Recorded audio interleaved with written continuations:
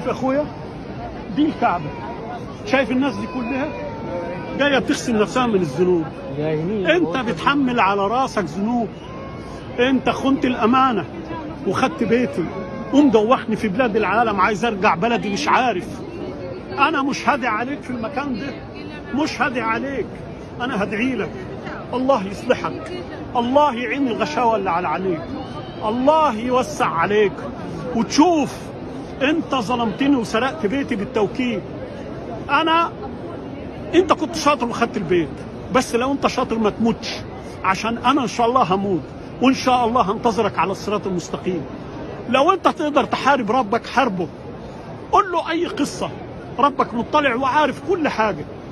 بقول له انا اصلا انا اللي شريك.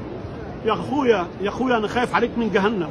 جهنم ما حدش يستحملها، الرسول نفسه كان بيستعيذ بالله منها، لا حرها يتقبل ولا بردها يتقبل.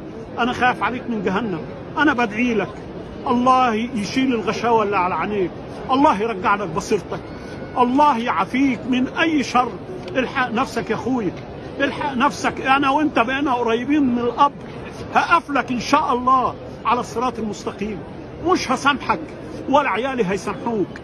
انا هسيبك منك لله، انا نقلت الملف كله لربنا،